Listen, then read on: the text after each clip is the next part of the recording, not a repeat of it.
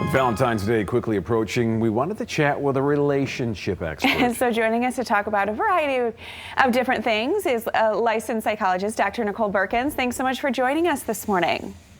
Great to see you guys. Thanks for having me. Yeah, okay, good to see you as well. Yeah, usually we're talking about the kiddos with you, but we thought, hey, let's branch out. Yeah, so let's first start with the fact that, of course, with the pandemic, a lot of routines have changed for couples, and it kind of depends on what side you're on. Some couples, are struggling because of that, but then, other ones have become closer. So kind of just address some of those things.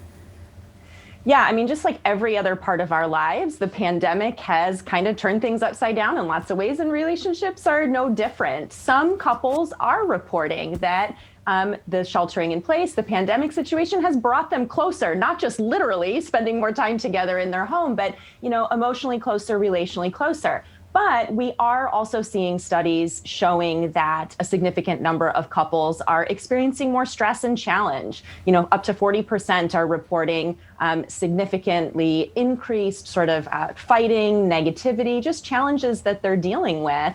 And so the pandemic has definitely affected that for lots of people. Wouldn't you say, too, that because the couples are together more often, it's forcing them to maybe address issues they've been able to avoid because we're so busy? Right. That's a big factor.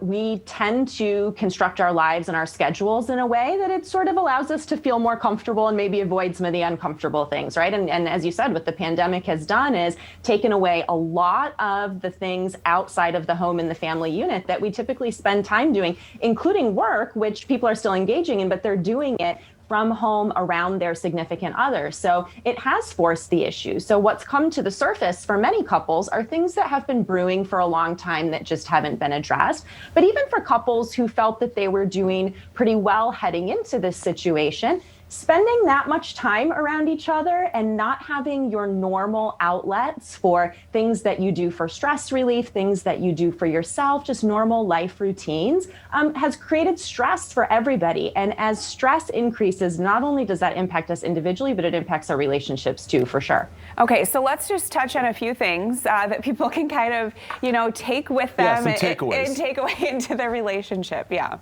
Well, I think the spa visit is a great thing. I mean, I'm jealous about that. And honestly, it's not a bad idea, especially with Valentine's Day coming up. Anything that can be stress relieving for you as an individual or even for you together as a couple is a great idea.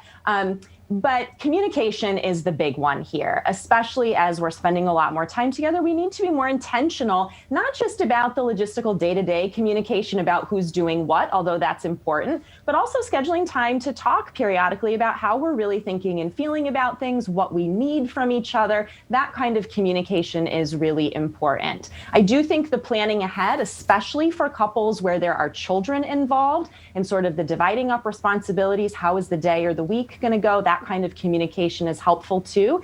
And then, as I mentioned, really taking care of yourself, planning some time to do things that are stress relieving and supportive for you, and then also planning some time to do things together for your relationship that you both enjoy, which may look very different now, with things not being open like they normally are, but figuring out how to spend that quality time together. And I think the biggest takeaway, especially with Valentine's Day coming up, some people may be feeling badly about the status of their current relationship. Just know that if you're not feeling great about it, that's pretty normal under these circumstances, and this time will pass. Very good. Dr. Berkens, good to see you. Thanks for the info.